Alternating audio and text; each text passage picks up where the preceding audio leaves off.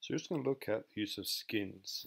So for instance, I have a page here that has no skin. If I click on edit, go to choose skin, I can look through a selection of the ones that are mine or favorites or ones that are online. So for instance, if I wanted to choose one coffee being one, I go save.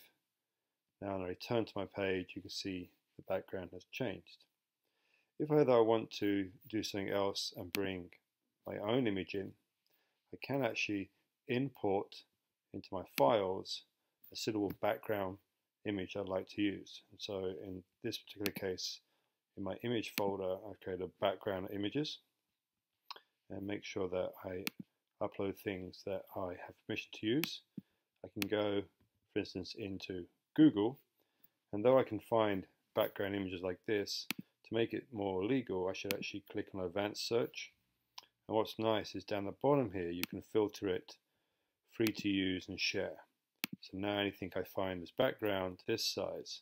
So if you're not sure, the best way again is to use your advanced and actually look at the size. We can adjust the size here to say larger than 1024.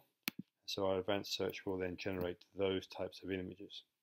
So say I wanted to choose this one here. I click on it, I can right click and save the image, give it a name, it's on my desktop, backgrounds JPEG, and now that image that I've just saved, I open it up, I can always check inside here to make sure the size is suitable. Anything above 1400 normally works really well. And now I can upload. Before I upload, I have to check this off to make sure that I can upload an image that's larger than the minimum it gives there. Go OK. So now it'll upload my clouds, and now this is an image I can now use to do my background. So now it's in my computer. I can now go back to skins, and if I want to create a skin, I want to use the idea of clouds. I can now grey cloud. I can now actually go into here and select it as a background color. If I want to use background, I could also use it as for the page.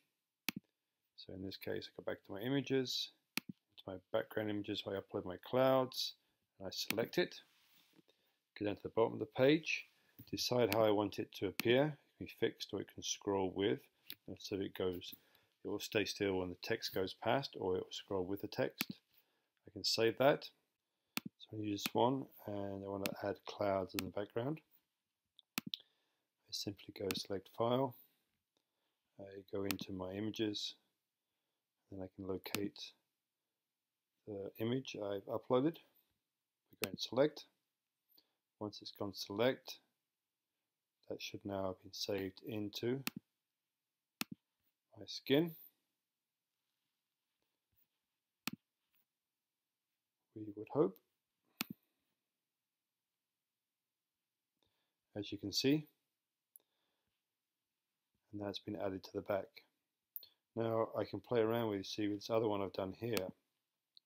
Same idea, except I've developed it a bit further. I can play around with the size of the page, and I can also play around with the color of that page. There it is, with the clouds in the background. Now if I want to just adjust that slightly, I might want to play around with how big the page is. And if I also want to play around a bit more, I can play around with the text.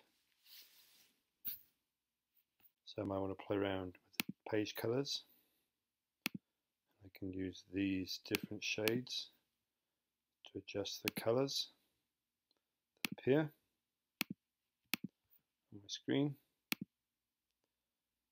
As you can see, when I go back to my skins and then go to my stream one, the text marker changes here. I can also, if I want to, play around with either another image for the page background, or I can play around with the shade that that text, page background offers. So again, when you look for my skins, I've now created one that has slight texture to the background. Now if I go back to my original, I can change this by going to the skin I've created. Care must always be taken that you get a good combination of background with text so that you end up with a good final response. Make sure you press save, and then your revised picture starts to look like this. As you can see, the text has changed, slightly different color, and you've got the background behind that. So that gives you an idea of how to play around with skins.